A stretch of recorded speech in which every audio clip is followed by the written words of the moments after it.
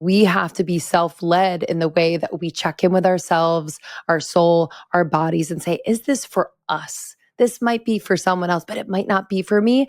And I think that's a really empowering choice as we move forward and have even more options in front of us. You're listening to Be Well by Kelly LeVeque. On today's episode, I invite my two friends, Lindsey Simcik and Krista Williams, the founders of the Almost 30 podcast, on today's podcast to talk about their new book, Almost 30, A Definitive Guide to a Life You Love for the Next Decade and Beyond. It's out on June 3rd. It's part memoir, part manual, and fans are eagerly awaiting the book as their ultimate guide to navigating through life's transitions. Lindsey and Krista, we're doing this. You wrote a book. I mean, of course you guys wrote a book. I feel like you guys are a powerhouse together, like best friends, synergistically, growing, evolving, coming back to yourselves and your innate intuition, and to have this book in the world, Almost 30, A Definitive Guide to a Life You Love for the Next Decade and Beyond. Because you guys aren't even 30 yet, right? No. Yeah, that's true. Wow. Kelly, you got it right. Yeah. Exactly. Congratulations. I'm so happy for you guys. Kelly, you've been just like such a G in supporting us over the years. No, I'm serious. Like you're just such a true dear friend. And I know we don't see each other as much as we would probably all like, but you know, you've always been so sincere with your support and been so generous with your time and your wisdom for us and our community. I'm just like, yeah, it's not every day you meet people like you. So I'm just really grateful. Both Krista and I are so grateful to be here and be able to connect with your audience. I was going to say, I think your episode on our show back in, maybe it was late 2016, because we launched in 2016, definitely helped put us on the map. I remember so much conversation was had. It felt like one of the handful of episodes that really transformed things for us. I remember Lindsey and I even talking about it amongst ourselves, how powerful you were and how just like groundbreaking all the information that you shared was at that time and how helpful it was for ourselves in our journey. And then you also did the Body Love event. We did that Body Love event that you spoke at, which you were so powerful. It was us and then some other amazing women speakers talking about the relationships to our body. And yeah, it's been quite the ride. So being here feels so full circle, and we're so grateful to be on the pod.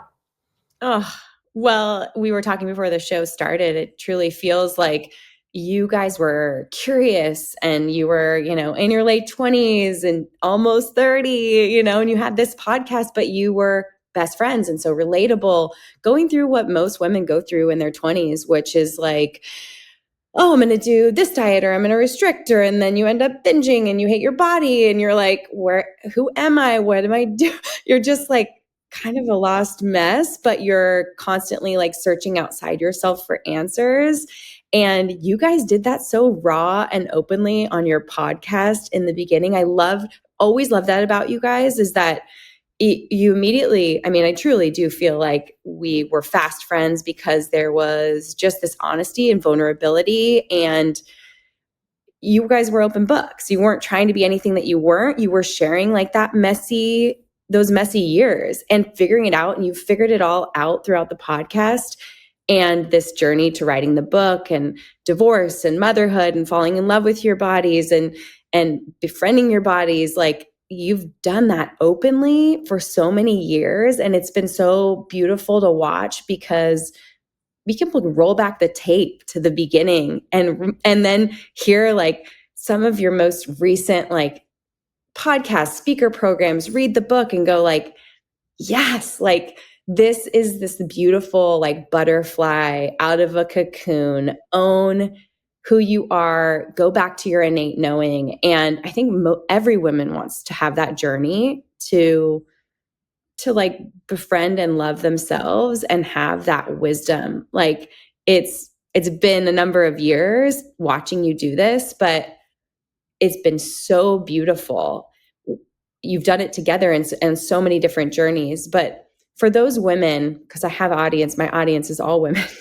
I mean, like the two guys listening, hey, how you doing? But it's women, and they're on so many different journeys. I have young 20s. I have so many moms whose bodies are changing, like, you know, Lynn's, the way, you know, we've gone through pregnancy and postpartum, to deciding like maybe their relationship isn't working and they need to go back to like putting themselves first. Like, how does one start the journey of kind of silencing the noise or like turning down the volume on other people's advice to like tune into themselves? Well, I think about the process of the body. And if we think about diet, what we're consuming from a calorie perspective or food perspective, we're also consuming things and ingesting things from information perspectives on podcasts, on YouTubes, on the internet, what have you. And so we have to be mindful of consumption of everything, because what we consume is usually the actions we take, the people we surround ourselves with, the opinions that we take on. And we had so many opinions over the years through the podcast. You know, we started out as a podcast just about us kind of going through our process. We talked about health and wellness. At the next couple of years, I think you kind of kicked that off. And through that, we had so many different diets and opinions come on the show, whether it was keto, whether it was carnivore, whether it was, balancing your blood sugar, HIIT workouts, like muscle building, fat loss. Like it was so much. And I remember going through a period where I was vegan keto and I was vegan keto, which was very hard to do, but I was crushing like literally avocado, peanut butter, MCT oil shakes and just making myself sick with the process of trying to be well. And I had been doing diets my entire life. I had done every single diet you could ever name: grapefruit master cleanse, cookie diet, Special K, Weight Watchers, Atkins, South Beach, whatever. I was a fad diet connoisseur. And when we get into the wellness space, and I'm sure a lot of your audience can relate because they're probably wellness girlies, what can happen is we can take that disorder and sort of contort it to the new wellness trend scene. So it can seem like we're doing it to better ourselves. We can have that voice in our head that's like, this is for wellness, this is for health, this is to be better. But it's actually coming from the same energetic frequency of self-hate or self-loathing. And I realized that I was doing that through my process, where I was taking on a lot of different information, perspectives, and opinions from people that weren't me, that were talking about research that might have been for men, that were supporting bodies that weren't mine. And so over the years of distilling down information and sort of letting go of all the ideas I had around food and diet and exercise and all these things, and just recalibrating to what felt good for me and what worked for me. And I think what can happen in life is people are so desperate for support and to feel good in their bodies or to lose weight, whatever the things are, that you will try and do everything. And so many women have done that. I've done that my entire life. And there had to be a moment in my my early 30s, where I just had to drop it. I was like, I am absolutely not available for chasing all of these diets and these trends around. I have so much more in life to do. I have a bigger purpose than to figure out how many macros I'm eating for the day. And I have a bigger life and soul journey than just being obsessed with my body.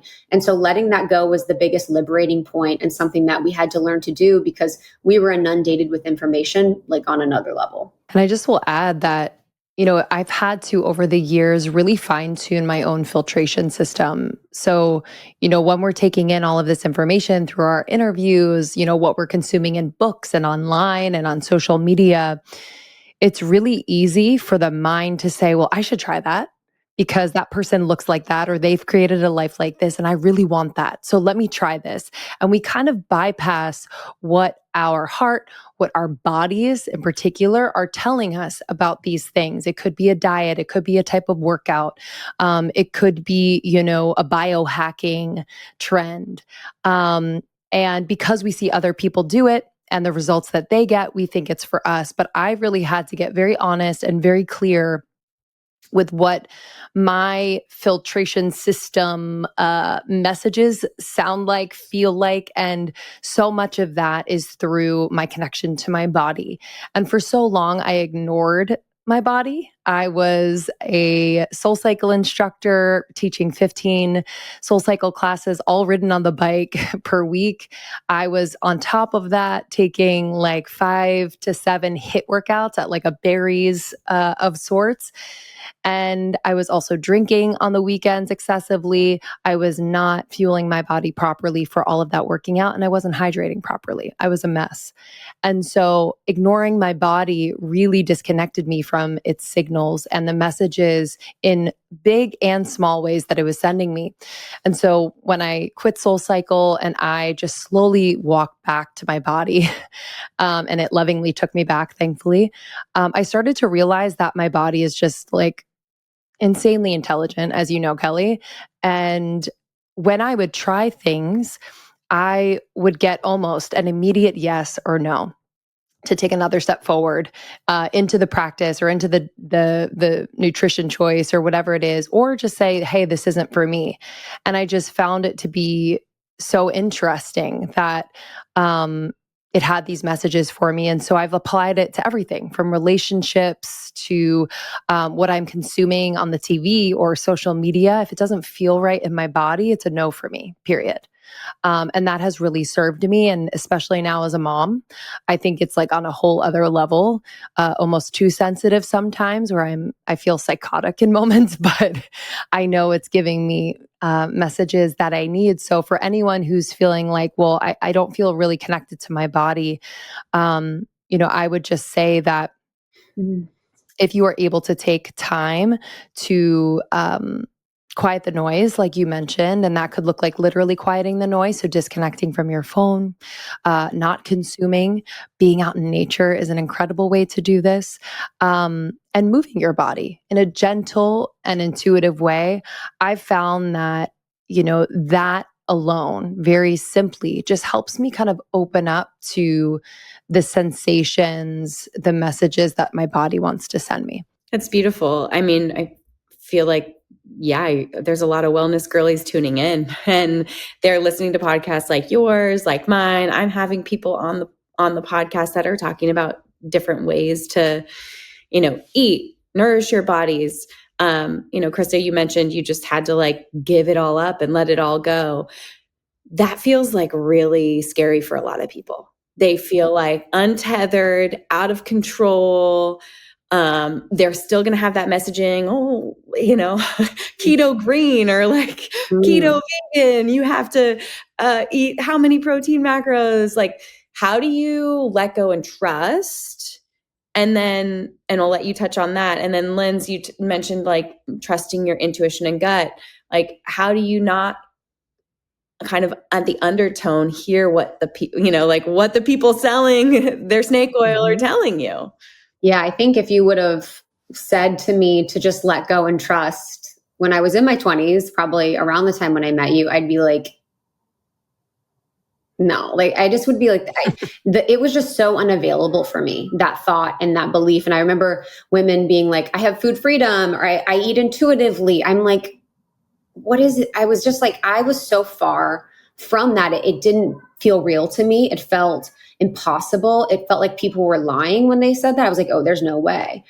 But I remember being at a point where I realized that I was spending most of my energy in my day doing the Tetris game of counting my macros, counting my steps, counting my calories burned, counting my calories consumed, counting the number on the scale, counting the number I wanted to be, all of these things. And there was a moment where I was just walking across my kitchen and I was just like, I think I'm going to die with this voice in my head that is just constantly on me about my body and my body wanting and needing, not my body wanting, but my mind needing my body to be a different way. And it was almost like this defeatist surrender. Like I was just like, you know what? And this is where we're at. This is what's happening. I'm just honestly going to accept that this will be my life.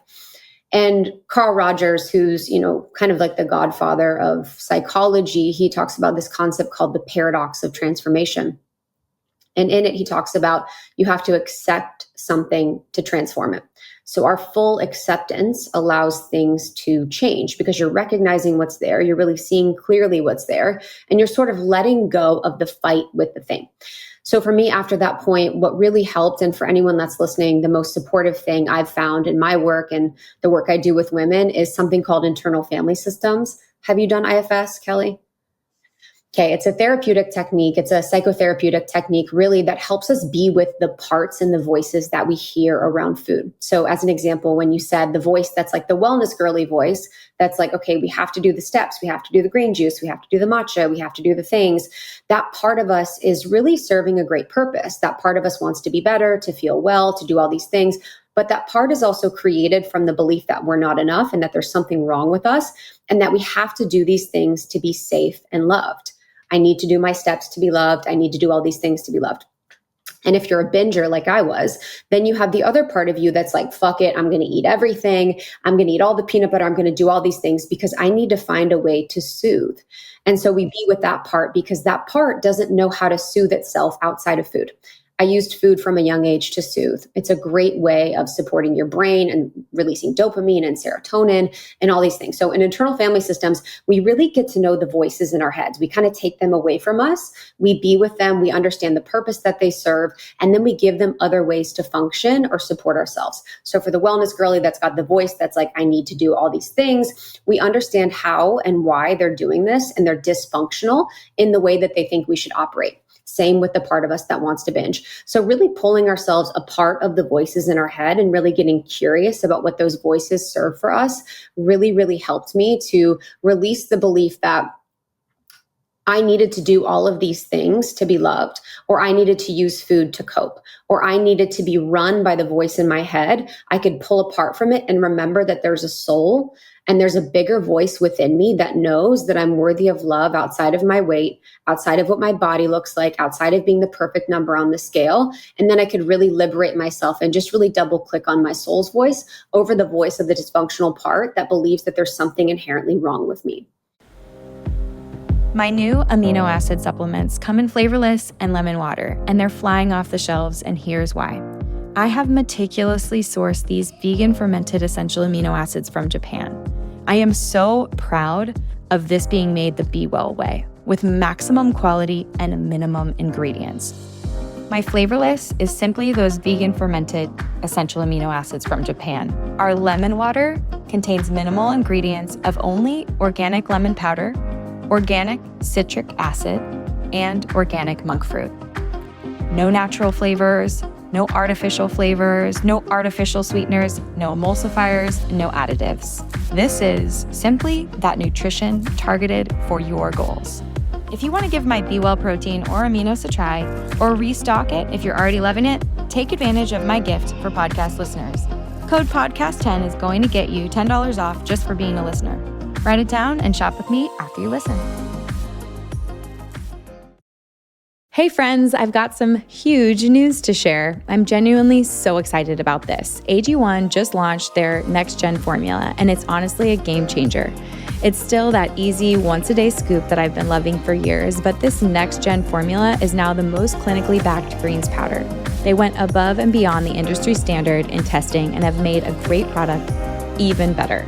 In clinical trials, it's shown to increase healthy gut bacteria by 10 times, and it fills in common nutrient gaps. The formula is now optimized for absorption and impact with added nutrients that support immune health, gut health, energy, and more.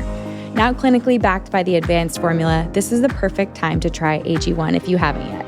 I've been drinking AG1 now for 4 years, and I'm so happy to be partnering with them again. So subscribe today and try the next gen AG1.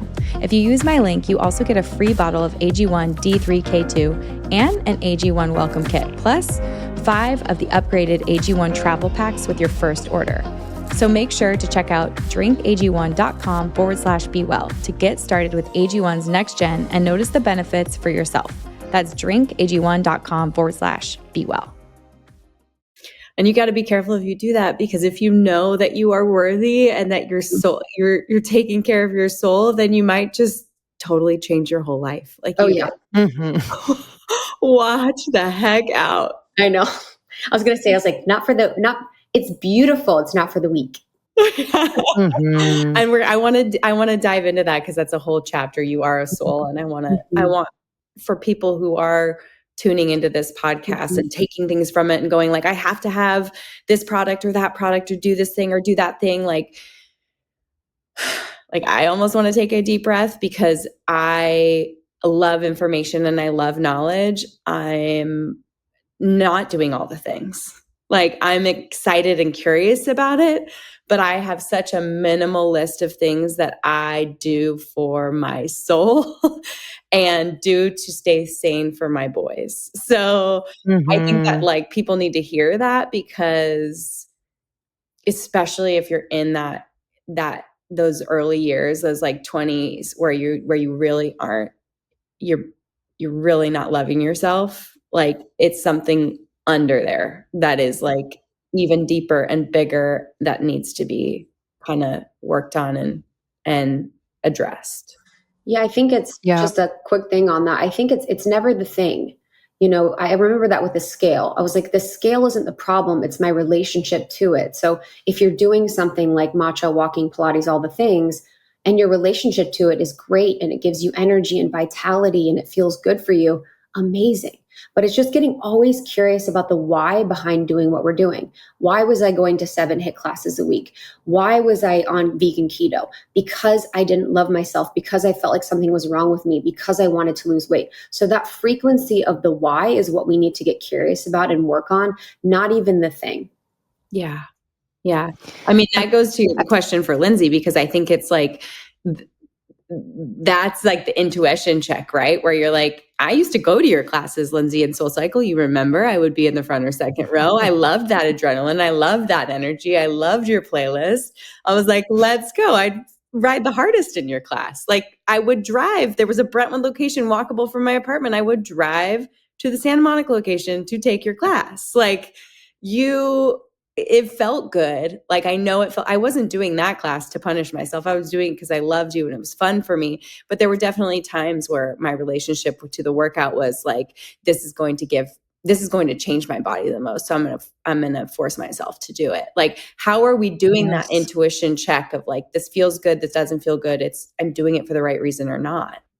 And I know that feeling of doing something and it brings you a lot of joy and almost gives you energy rather than depletes you. And I think that's certainly a tell, which I'll get into in a moment. But I just wanted to say that, I think a lot of these practices, biohacks, products, they are really just this distance that we create between ourselves and what we really know to be true. And sometimes what we know to be true can be like a hard truth. And so that's why we kind of do a lot of things in order to not face it.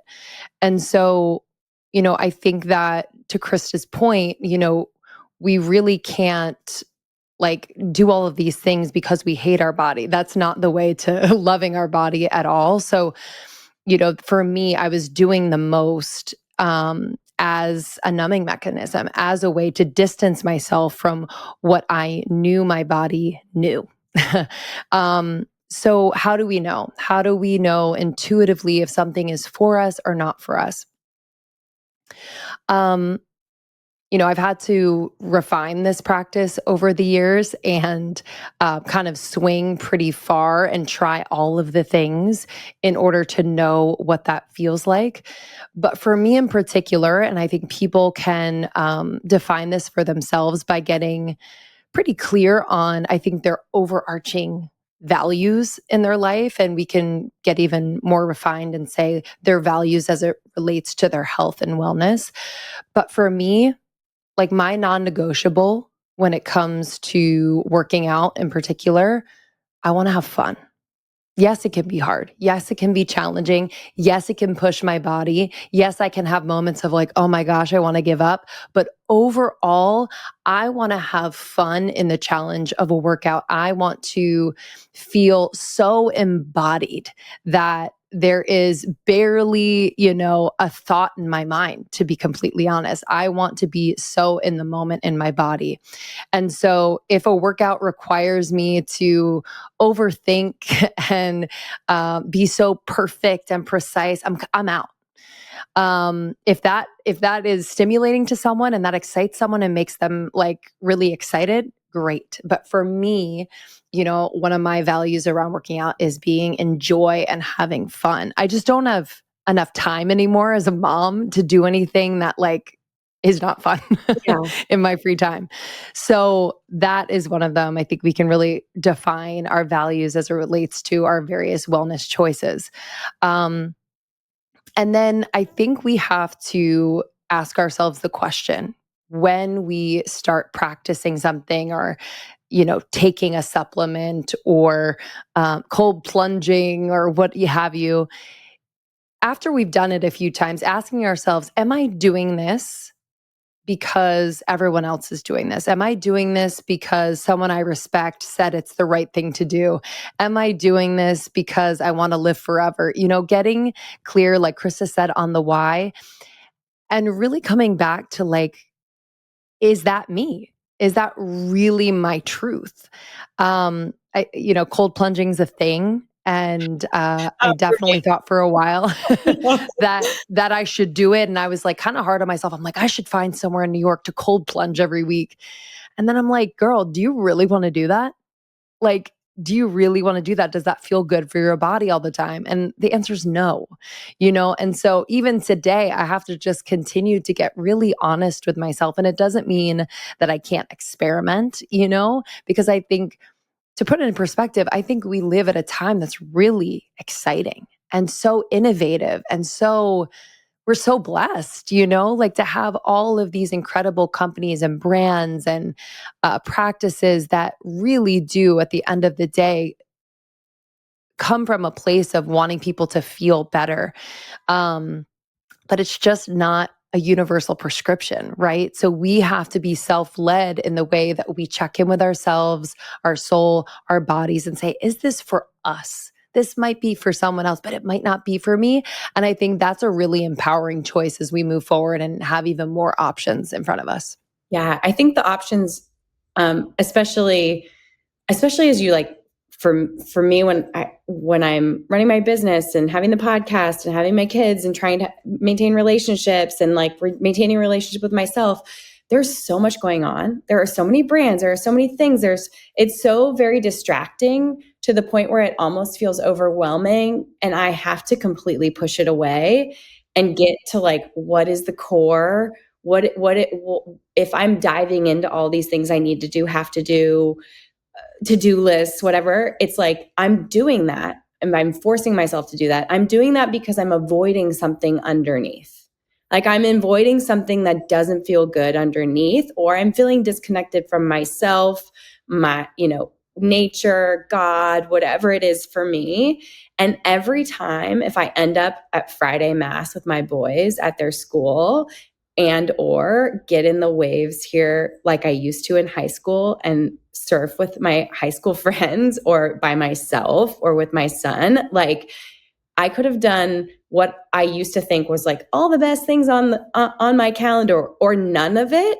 Like I am a completely different version of myself than had I not done those things, because I feel small, because I'm in tune to like, what was the problem? Like, why was I so frenetic and distracted and not present? And I think, what has come out for both of you guys, which I'm like almost getting emotional. I'm like, I know, it's cute. I saw that. I was like, she brought God in the room. It's about to be. Yeah. I just feel like, God, like seriously, like it, like, especially feeling like I hold the world up for my family. And like, I have, these little boys that like lives and like livelihoods in my hands. And then also to not like lose sight of myself. Like I can't care about if I'm supposed to be in a cold plunge right now. Like I need to just be like connected, Yes. And if the connection doesn't feel great, I need to not avoid it, which is something I've done for years and years and years, like to be like, check in. This doesn't feel good and we need to talk about it. And I actually need to tell you what I need. And what I've seen you guys do, what's come out of almost 30, what's come out of your friendship is showing people that is the most important part. And I just like have to hold space for you both and thank you for putting it on paper, but also like ask the question, like, how do we connect with our soul and how do we connect with God and how do we just get back to the basics, because everything out there isn't going to help us. Let's be honest, most children's vitamins out there are basically candy in disguise, loaded with sugar, harmful chemicals, and gummy additives that our kids just don't need.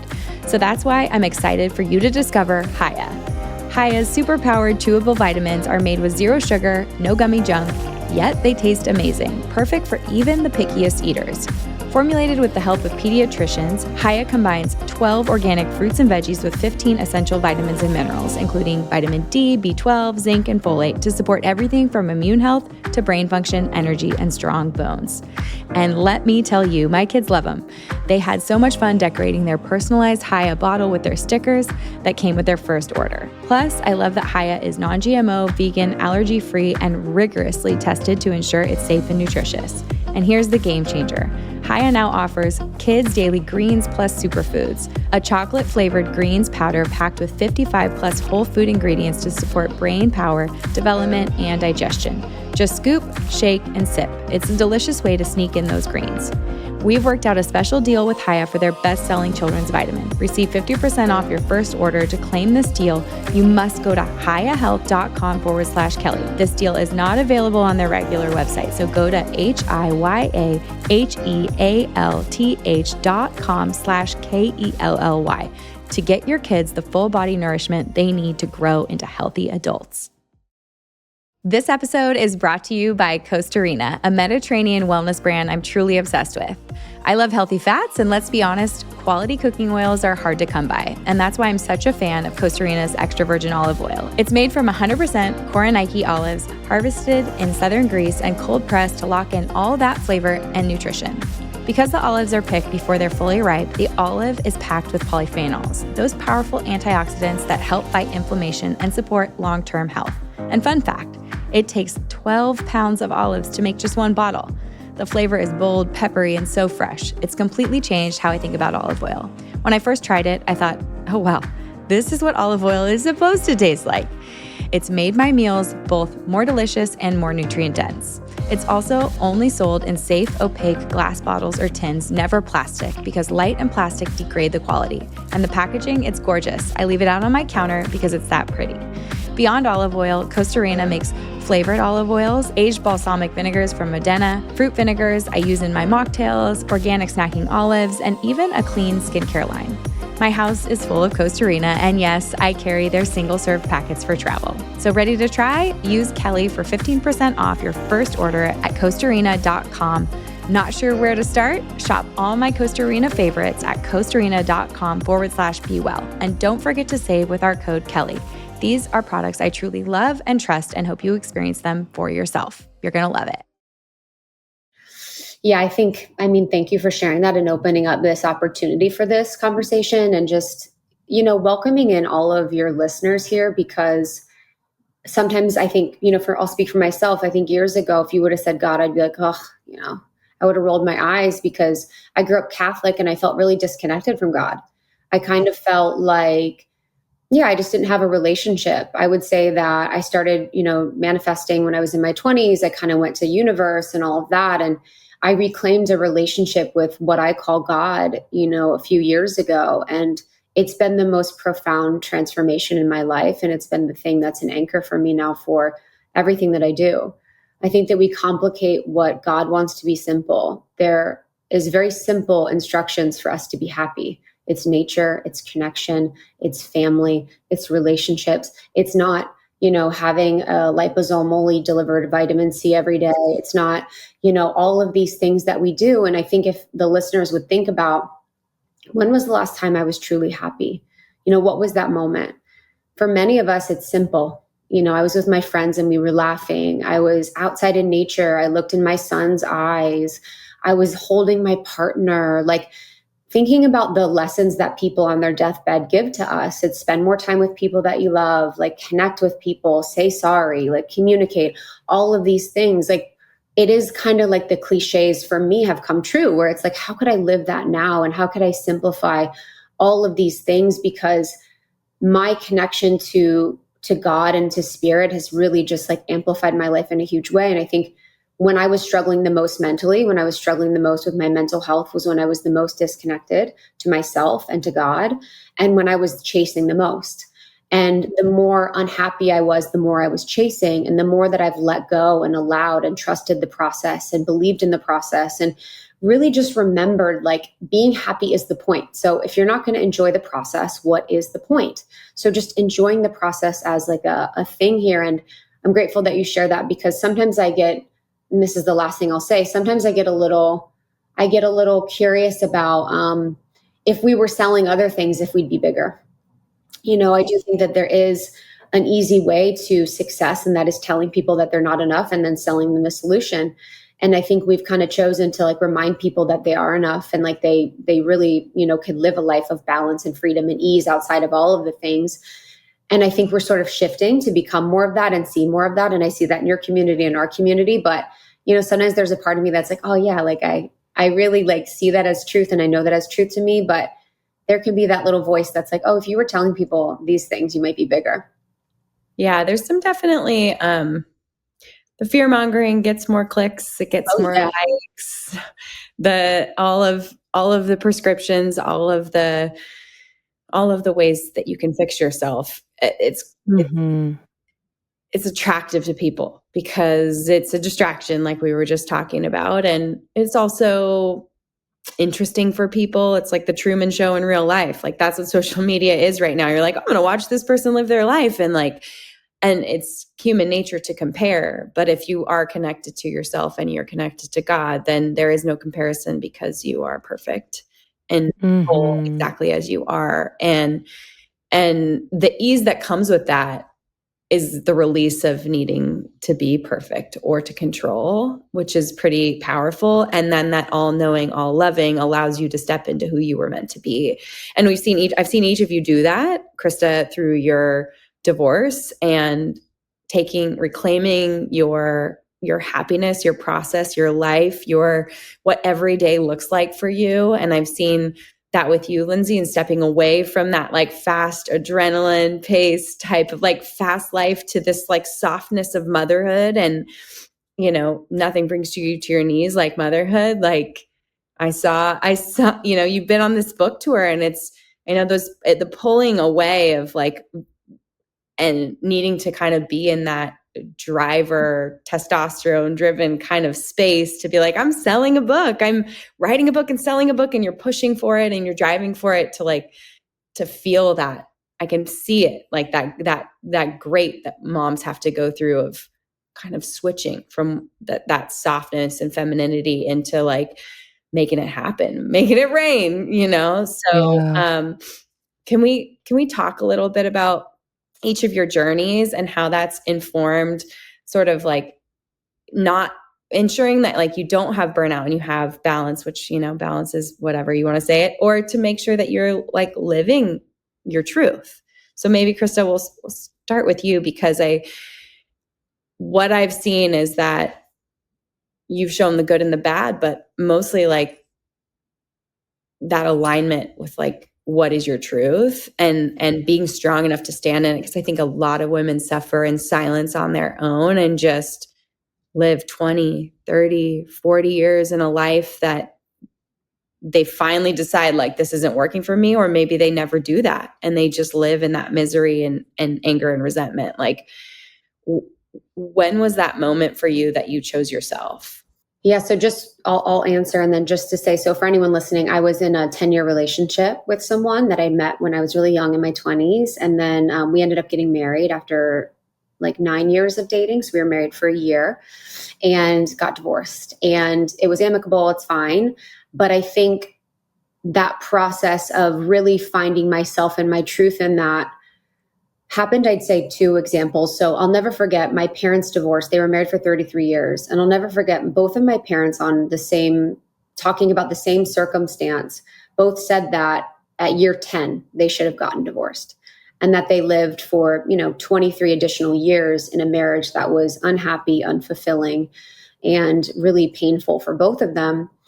And what I realized through that lens was that, a lot of people are unwilling to be uncomfortable, very uncomfortable for a short period of time, to have more freedom and liberation on the other side out of fear. And so most people will live with that low-grade discomfort, that low-grade pain, that low-grade unhappiness for almost all of their lives, being annoyed at their partner, being frustrated with their partner, feeling like this is all they can accept, and really focused on just the relationship not being what it is, and just kind of being used to the process of being in this relationship that feels contentious. And I didn't want that. I want an epic life. And I know even for our listeners, there was a moment where I was like, if the listeners knew that Krista Williams of the podcast was in this relationship where I wasn't expressed, I didn't feel like I could share my truth. I didn't feel like all of me was wanted and warranted. I didn't feel like I was in a growth oriented situation. I didn't feel like I had an equal partner. You know, I felt like I was kind of shouldering everything in the process. And I think a lot of women can relate to that. There was emotional immaturity. There was, a lot of different things. And I'm sure I had my things as well. I was participating in it. But I'll never forget one evening. This was like my turning point. We were, it was our anniversary. And of course, anniversaries, the perfect day for fighting. I think every holiday was like a fight for us.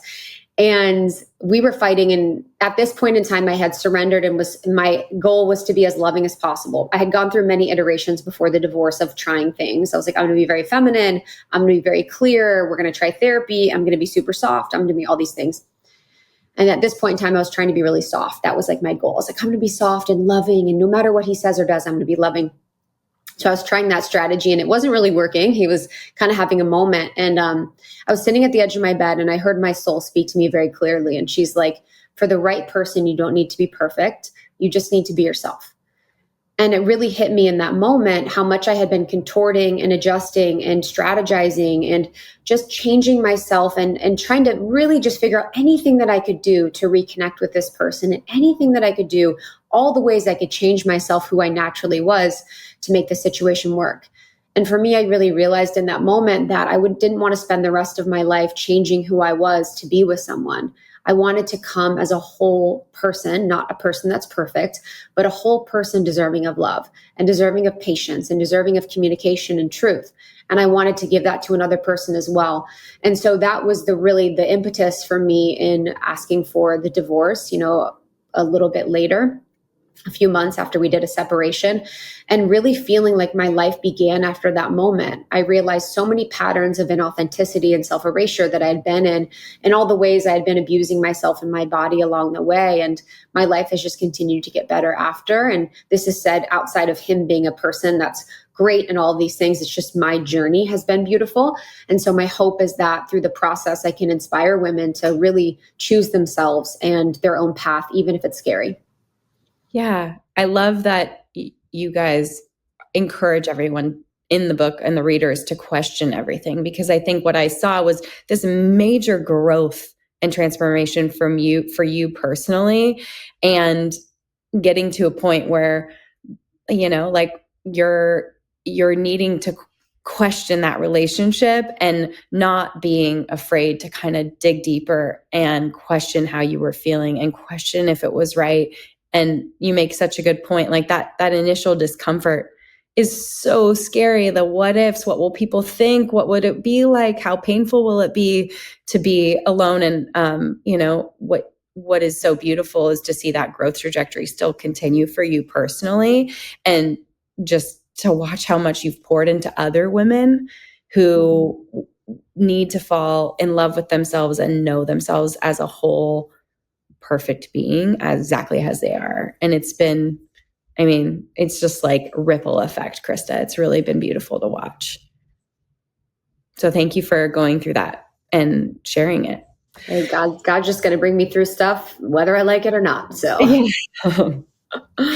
yeah, I will say, just as Krista's friend for the last 10 years, I'm so thankful because her willingness to lean in when things get really hard and to prioritize her growth and, self-responsibility is like insane.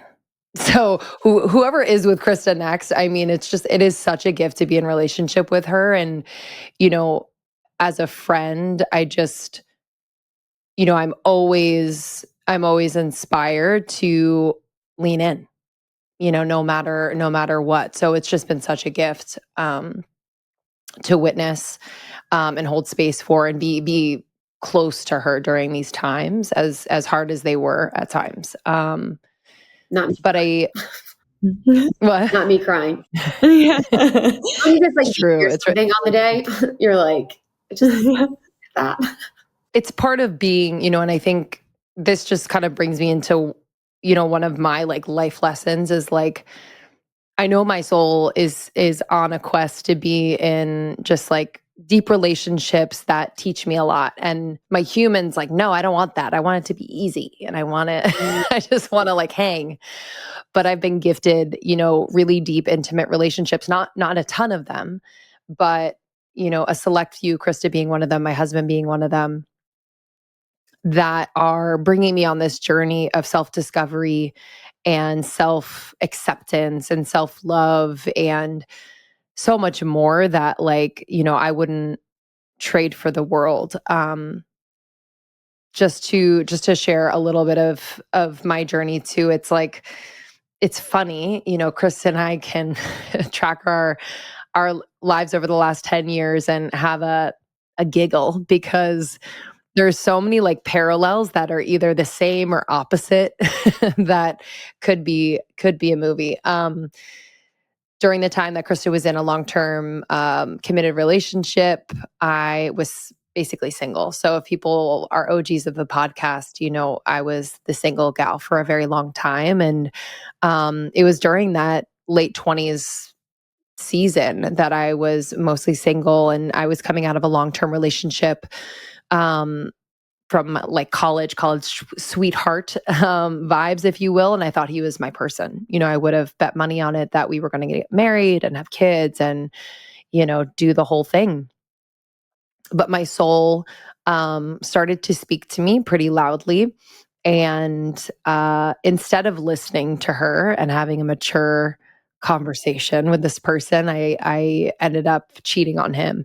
And betraying someone who I loved very much and respected very much. And it was that act of betrayal that sent me into a deep spiral of shame and temporary depression. And I didn't know that person who would do that to another, but I did, And if God would have told me, going into that season, like, hey, you're going to be single for 7 years, but on the other side, you'll be reconnected with, your person, I would have been like, no, I'd rather not. 7 years, that sounds like a long time.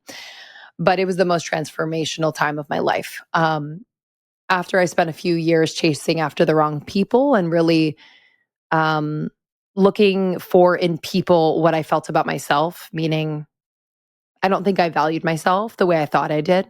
And so I chose people who affirmed that for me. They didn't have time for me.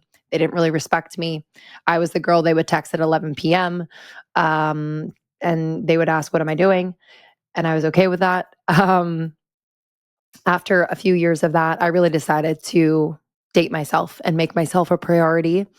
And it became a practice of mine that I still practice today. Dating myself, spending time with myself, just being in my own company is really, really nice and really fun. I know you know this as a mom now, it has a whole new meaning, but when I'm able to spend time with myself, I remember why I'm so amazing. I think like the hubbub of the everyday, yeah, I can see it in like, my son's dinner and the way, my husband smiles at me, but I'm like, when I'm in my own energy, my own presence, and I feel that, it just hits different. So in being with myself, those last, 4 years of being single, I got so right with myself. I understood what I deserved. I understood the soul speak, that I was able to hear every single day now. I cultivated a practice that Elisa Romeo taught me. It's called soul journaling, and we write about it in the book. And it's a profound practice. But basically, you're able to communicate with your soul. Anyone can do it. But she started to share things with me, my soul, that I was like, wait, what? This is coming from me. It was like, it was profound. And I had a new respect for like the divinity within me, for the knowing within me that had always been there. I had just not listened. And I just stepped into this new chapter of my life with like a confidence and a light and a acceptance that like, even if I don't find my person, I'm good. I'm actually so good. And that's when I was reconnected with my now husband. And it was such a peaceful reconnection. It was like, oh, I just know. And there was no drama, there was no questioning. There was just this like peace. And we had our own things to kind of work through, but overall, it just felt like peace. There was no high and low. There was no nervous system activation. There was no like fireworks in the sky. There was no like craziness that can happen when you feel like connected to someone. It was just deep peace and love. And yeah, that's how I knew I had grown a lot. But from there, I think my journey has been to how do I be me be me and respect me and be connected to my desires and who I am while in relationship with you. Because I very easily blend into people. I very easily lose myself. That's my journey. Yeah. And so, yeah, I'm still on that journey. I think I've done a really good job in my particular intimate relationships, but it still happens. So, yeah. Well, what's so interesting is that your book, the way you break it out between like within and body and career and relationship, like each of those like really are these pillars in which women, especially as you go on journeys of life, whether in connection with someone, in separation with someone, in birthing someone, and in building a career and birthing a career, like you ebb and flow into like losing yourself into it and then like finding yourself again and getting back into alignment. And it's always a flow. So at least for me, it has been where I feel like I'll kind of go off course, feel out of alignment and be like, okay, how do I minimize? How do I get rid of things? How do I have boundaries? How do I say no so that I can like do what I'm really meant to do? And what you've done such a beautiful job of doing is like getting people in the state of like kind of like always asking them the questions of like, how are you feeling? Like, what does this feel like? How does this feel energetically? Are you doing this for you or someone else? And then reconnecting and making sure that you're on that straight and narrow, because you can lose yourself to motherhood. And you want to be fully embodied in motherhood. You can lose yourself to your career. Yes, you want to like go change the world, but you don't want to be so overworked that you're like burnt out and unable to like figure out what your purpose is. Like, and you do such a good job of distilling it into each of these. And we haven't really touched on career, but you guys have built this massive career together. So what advice do you have for women kind of like breaking out in their career, or maybe they're in the middle of their career and they're super burned out? Like, how do we have, I don't want to use the word balance because it's always just like a hard one. It's like a weighty word, and I like focus on blood sugar balance, but it's like, how do we stay in alignment when it comes to our careers, so that we have that long-term view and can stay in kind of like stay trudging without the burnout and like all of that comes. Yeah, I think I totally love this question and I can relate to so much of it. And, when we wrote the book, I was at such a burnout phase. I was so desperate to find my purpose. I was in the corporate world for most of my life. I went from job to job. I was trying blogging. I was trying a bunch of different things. I was in management consulting. I was all over the place. And the whole time I would do whatever I could do to find a purpose. I was burning myself with working out and all these things. And so in the book and in the process of almost 30, it was like just burnout. We were working full-time jobs while we built the business and then building the business on the side and then going on tour, all of these things. And even when I was reading the audiobook, 2 weeks ago in New York, where I was reading the burnout chapter, because in the book we wanted to talk about burnout because so many women right now are struggling. I think if we'd ask your audience, I would say right now that I feel like I'm burnt out. I think most of us feel on the edge or close to or around burnout, feeling completely overwhelmed. I was reading the audiobook and I was almost like a little embarrassed because I felt and realized that this was still something I really struggle with and something that I really need to work on. And I think for a lot of your listeners, They might be similar to me or the women that I work with. And they're women that are high functioning. They're super smart. They can do it all. They're really capable. They're really powerful. They have a lot of friends, a lot of community. They want more from life. And so with that, it's really beautiful. But then sometimes that codependency comes on, or that aspect of us that feels like we have to take care of everyone else. We have to martyr. We have to support everyone, that everything is on our shoulders, a little bit like what you said. And I was absolutely and still absolutely feel like I'm someone that the weight of the world is on my shoulders. And when I can really think about it and sort of let that go and remember that God does not want me to be burnt out doing his work. So for here in life, I try my best to be serving goodness in God. And that means that I'm going to be living a life of purpose and service as much as I can be, as much as I can be attuned to be. And if I'm outside of that true service and I'm burning myself out, it's not the way it should be. That's not what's natural. That's not what's true. And so I always have to remind myself, like, why am I doing what I'm doing? Is it because I don't feel like I'm enough? Is it because people won't love me unless I go cross my boundaries, or I overextend myself, or I do too much? Like, do I feel like the place of what I'm creating from or doing from is from a place of lack and unworthiness? And I think for a lot of women, it can tend to be that way. Or we feel like we have to have it all on our shoulders because we don't inherently trust life. And when we don't inherently trust life, we're going to be doing all of the things, and it's going to feel exhausting and tiring. So there's so many different kind of parts of this little web that we're talking about here around femininity, around codependency, around worth, around society and culture right now. You know, running in this system is actually really challenging, and a lot of people are really struggling. So it hits on a lot of different areas. But I think the one thing that I'll say that is silly and, you know, kind of woo-woo and out there, but has been really supportive of me, that I just want to offer to the audience, is this practice that I do every night. And every night at the end of the day, I leave time for myself to just enjoy my thoughts, hear my thoughts, hang out with myself. But a part of that process too is imagining myself walking up to an altar. And this altar can be in nature, it can be outside, it can be in our house, whatever. Your altar can be unique to you.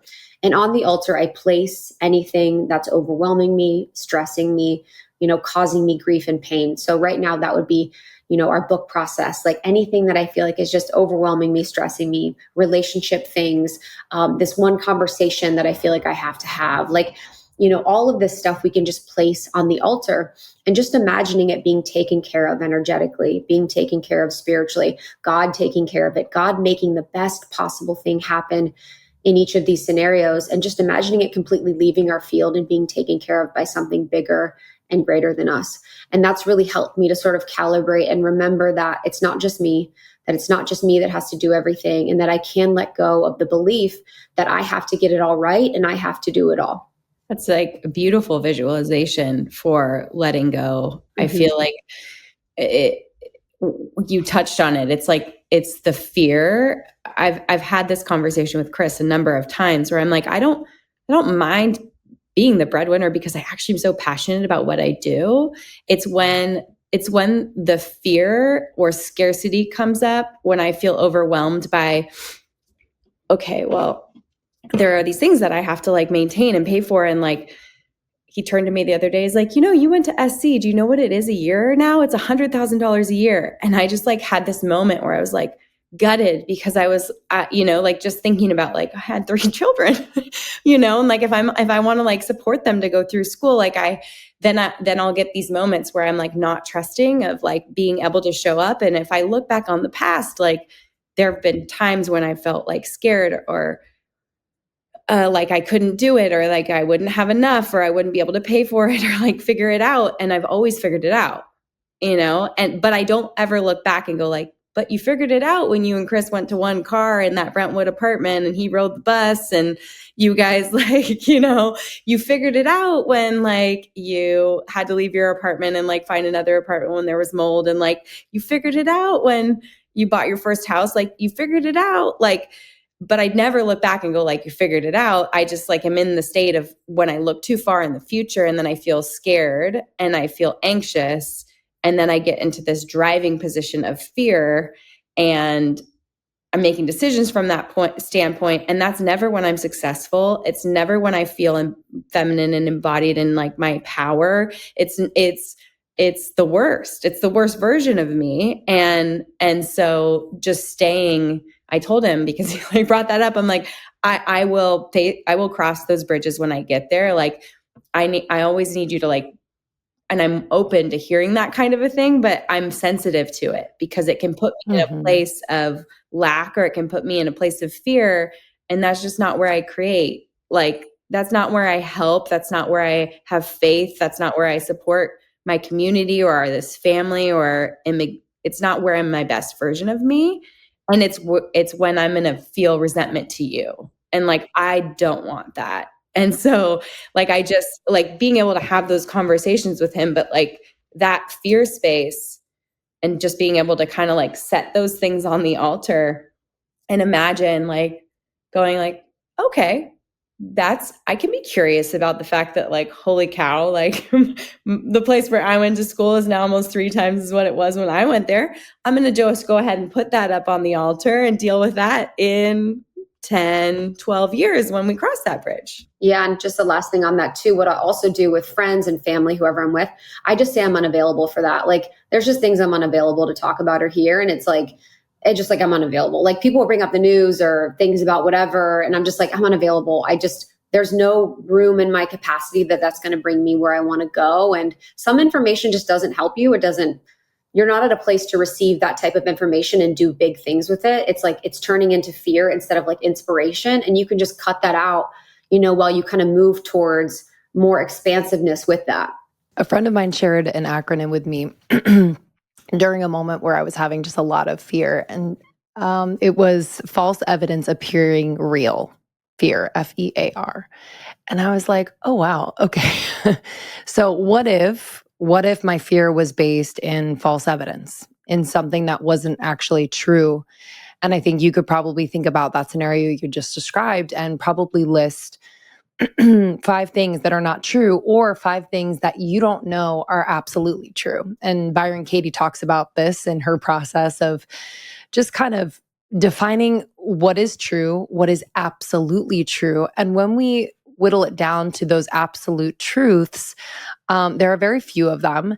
And the ones that we can whittle down to usually support our vision, and, your archive of countless moments of making it happen and figuring it out is just a wealth of proof, and it doesn't mean that you have the blueprint or the map for the next thing that you have to figure out, but you have proof that you always lean in and show up and trust yourself.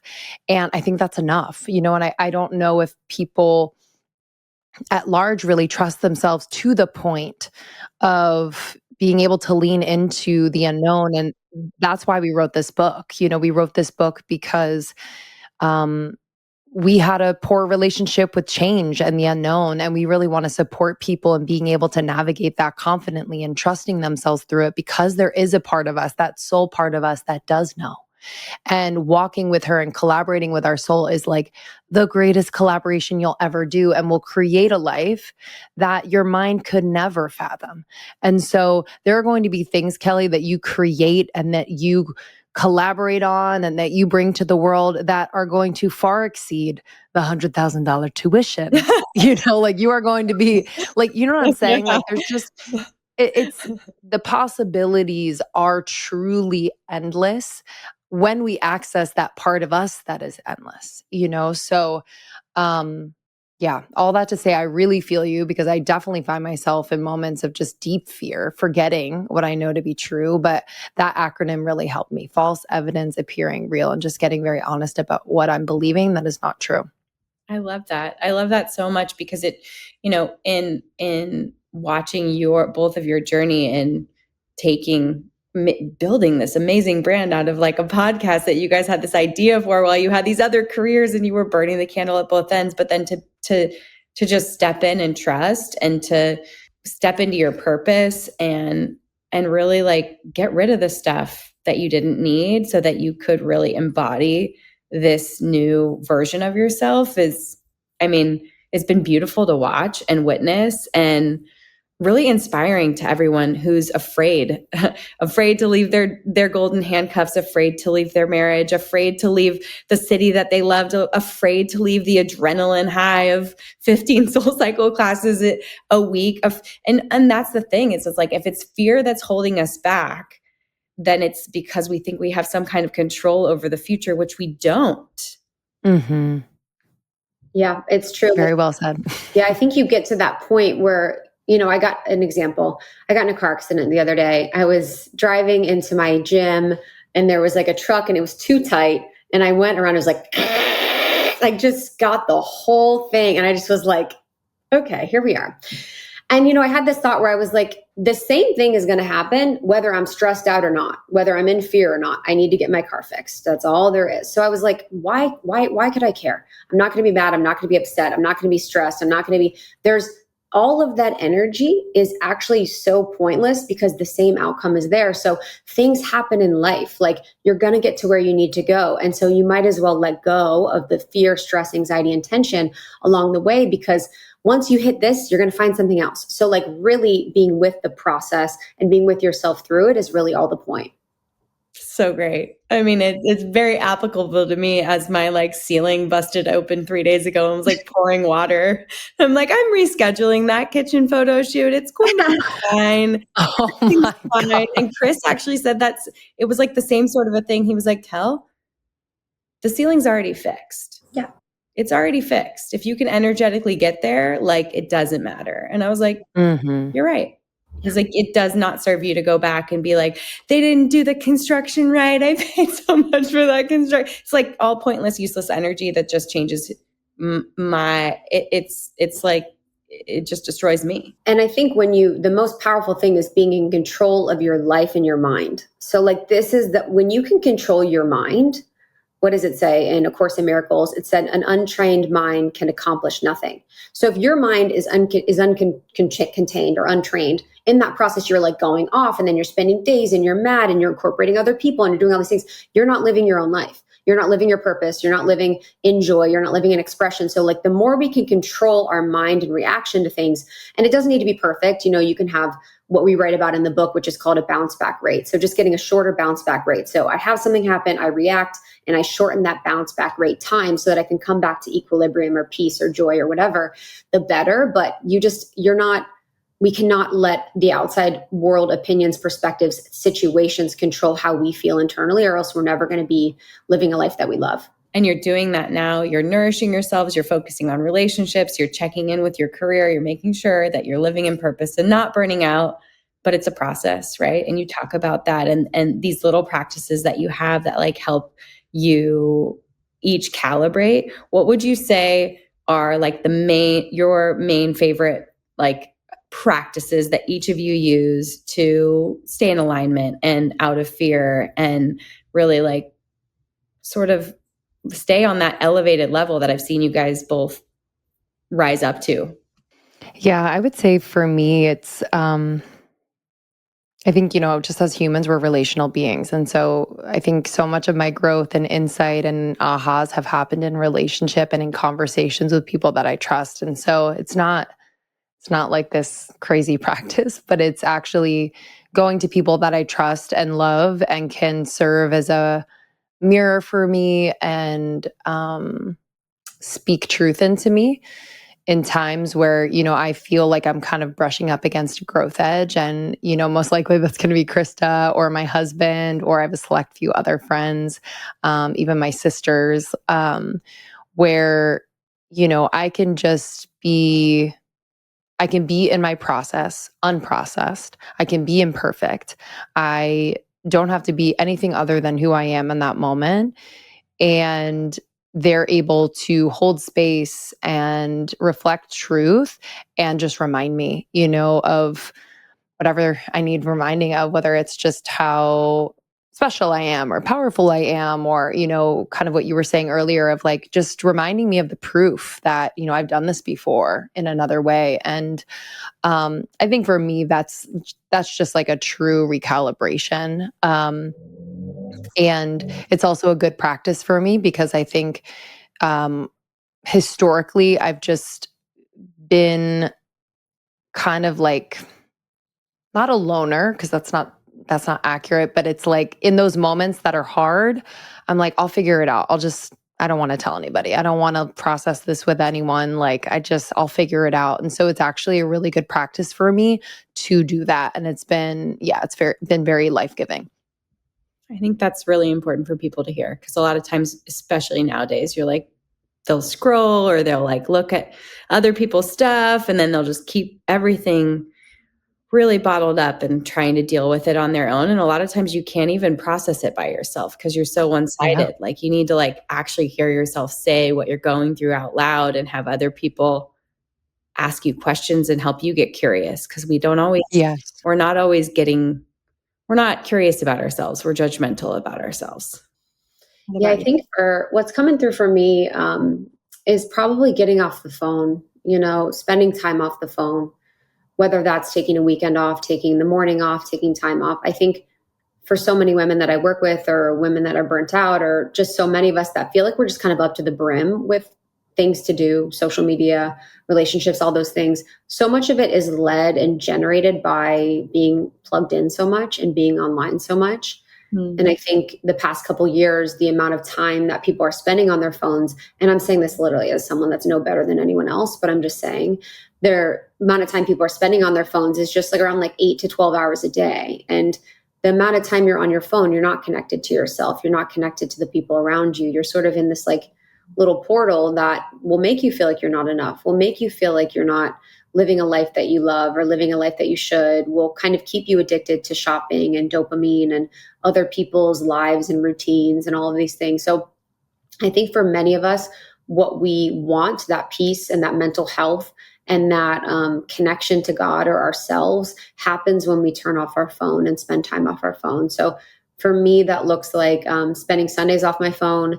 That looks like getting off my phone by like 7 p.m. at night. And then I'm on my phone pretty early because I get up really early, but taking as much time as I can off my phone has been really helpful. And I think is like the linchpin for a lot of the issues that people really struggle with. I love this thing called the arrow box. Have you heard of this? Oh, what is it? Oh yeah, you put your phone in. You put your phone in it and it like gamifies it, tells you how many minutes or hours you were away from your phone, and it lets you categorize what you were doing. So like it was just like really helpful for me, just because I was, these like little boys like running around in my kitchen, grabbing on me, phones even, like just on the counter in the kitchen, and it's like ding, or you see like notification, and you're like, oh, so it could be my sister being like, did we do this thing this weekend? Or like a mom from school being like, it's tomorrow, red, white, and blue day, Cowboys. Like, I don't know, and like people are responding and helpful and trying to be community, but it's so distracting. That box was like it's just like a great practice. And I have no affiliation with them, but basically like you just plug it in and I'd be like, oh, skateboarding out front for 2 hours. And like the hardest thing for me is like not having photos of that, because I feel like I have a horrible memory, or I'm not going to remember my kids being little and I don't have enough, like I just have this like horrible, or like that I'm not there enough. And so if I don't have photos of it, I don't have proof that I wasn't there enough, like that I'm like working all the time or something. So it's getting comfortable with being like, you'll remember them and you'll have photos of them, and you don't have to capture everything. But it'd be better if you were just like present. And it's like, it's a great little invention. I really like dig that. And then paper books. Like I just was like, I'm over it. I'm going to start reading paper books, little like red book light, perfect for the new Almost 30 book.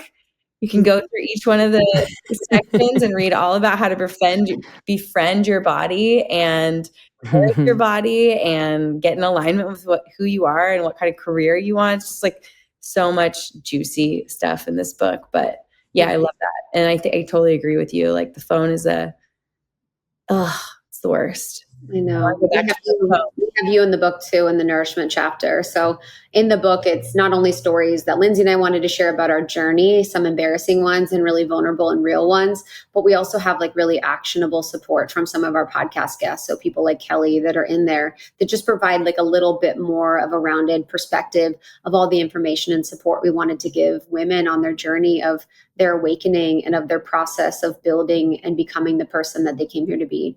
So before we end, I'm just curious because obviously like you've had all the people on the podcast, you've had all the noise, you've had all the lights. It can be blinding, it can be deafening, but obviously like you're coming out and you're nourishing yourself. It's not that you aren't nourishing yourself. It's not that I'm not going to call them rules. You don't have rules, but like, how do you feel safe taking care of yourself and nourishing yourself? And like, what's kind of like, I don't want to call it light structure, but that's what I'm like, that's my verbiage is always like light structure of like, okay, what am I adding? Or what am I like, what's your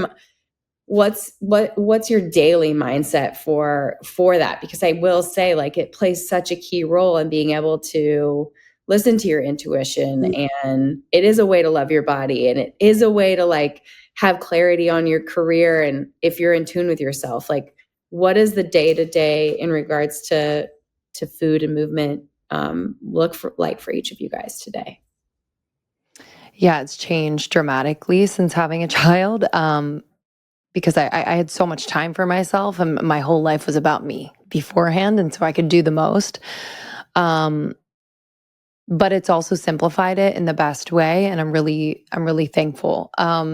So for me, it's all about how do I make it as easy as possible to get good, healthy, nourishing, nutrient dense food in my body. And that for me looks like meal prepping when I can. So on a Sunday or a Monday, I will, do my grocery shopping. I'll go to my butcher. I'll go to the fish market. I'll go to my various grocery stores. I get my things.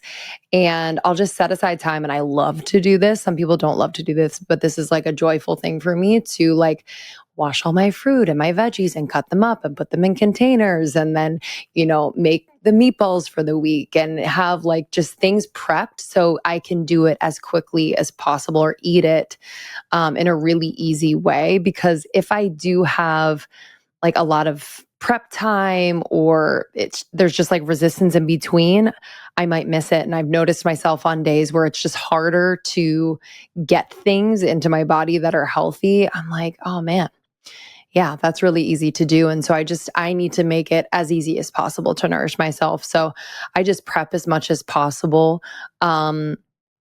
And as far as movement goes, that's also changed a lot and it changes on a weekly basis.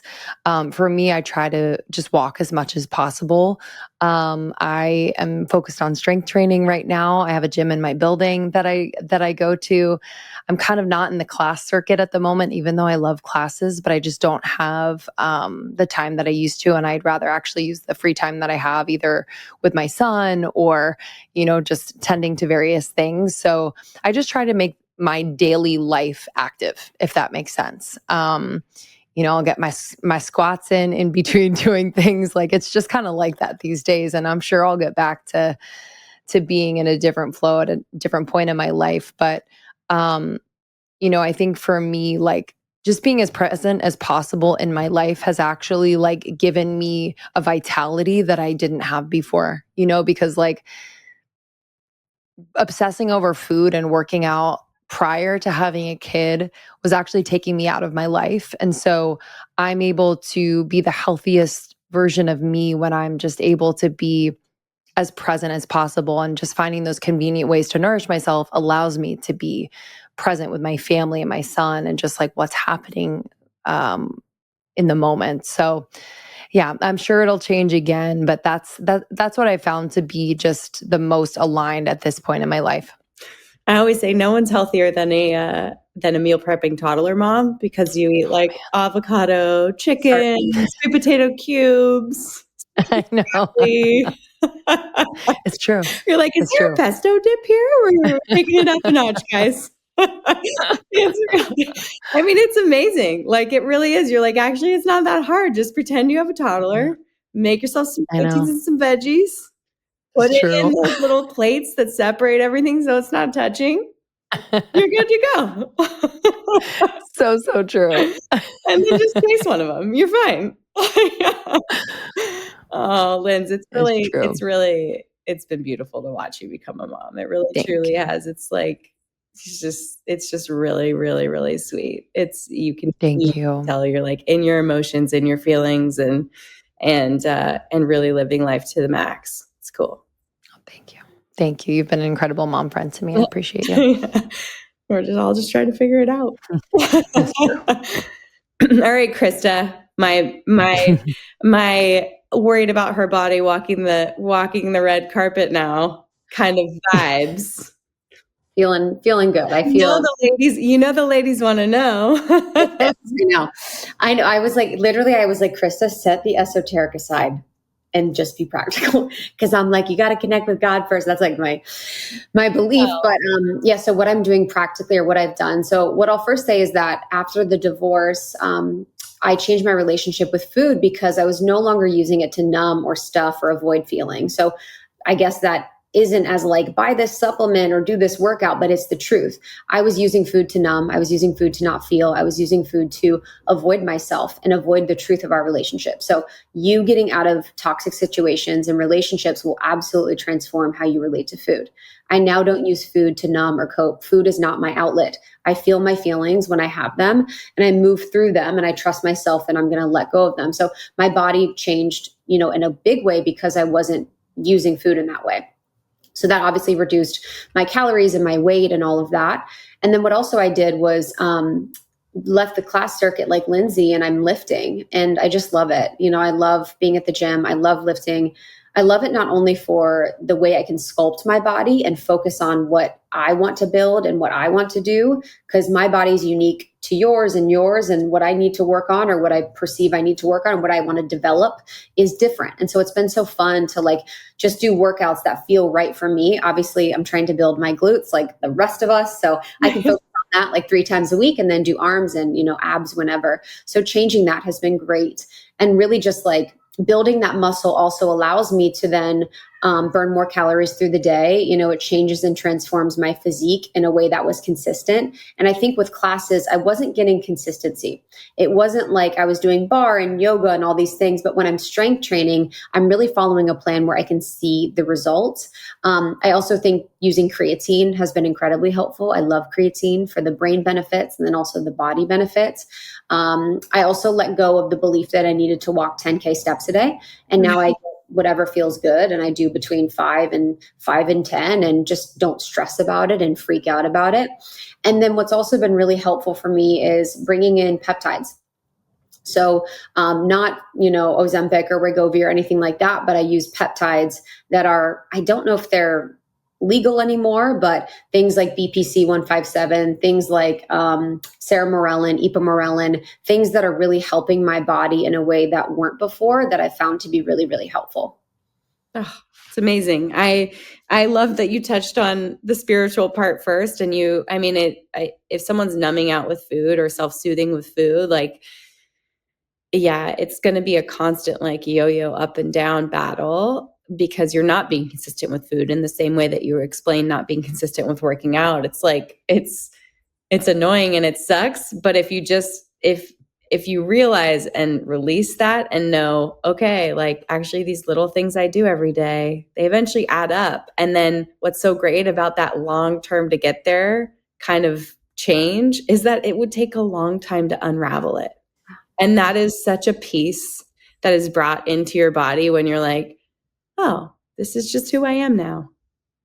This is this. And I have to like embody that, accept that, and be like excited by that because it wasn't fast. It was a long transformation and it was a lot of healing on multiple levels to get that end goal. Yeah, 100%. And the end goal, you are the end goal. Like at every point in your life, you are the living end goal of a previous self. And so never forgetting that kind of that chasing mindset that we have is just bringing us out of the present and bringing us to a place where we're not accepting who we are and loving who we are. Oh, you guys, I want to say I'm so proud of you. Like, I'm so excited for this. This is like an amazing next chapter, pun intended, on the book. And just, I know it's a sprint right now and it feels like a lot. And you're like, want your freedom back and your days back. But this is going to change so many lives. It really is going to help women fast forward from hating their bodies and being in a place of like searching for answers to reminding them that they are the answer. They don't have to do it alone. So thank you for sharing your wisdom and doing all the hard work to get it to this point. I'm so happy to be a megaphone for your work and your learnings. So where can people follow along? Where can they learn more? Where can they buy the book? All the things. You're the best, Kel. Thank you. It's really an honor to be on the show and just, be in your orbit. And you've always just been a dear friend and support. So thank you. The book is out June 3rd. So you can get it anywhere books are sold, in person or online.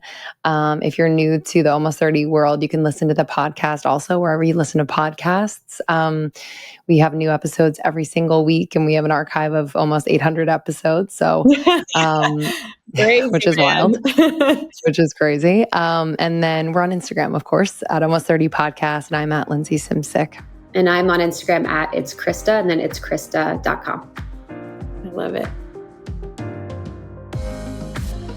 Thank you for tuning in to this episode of the Be Well by Kelly LeVeque podcast. If you enjoyed the show, please consider leaving a review in your favorite podcast app and subscribing on Apple Podcasts, Spotify, or YouTube. We're also excited to share that full-length video episodes are now on YouTube and Spotify, so you can watch along as you listen. The best way to support me and the show is by sharing it with your friends and family. Your recommendations make all the difference. This is a Wellness Loud production produced by Drake Peterson and Cass Balding. The video is recorded by Luke Rodriguez and edited by Jesse Trout. Sound mixing is by Mike Fry. See you next time. The content of this show is for educational and informational purposes only. It is not a substitute for individual medical or mental health advice and does not constitute a provider-patient relationship. As always, talk to your doctor or healthcare team first.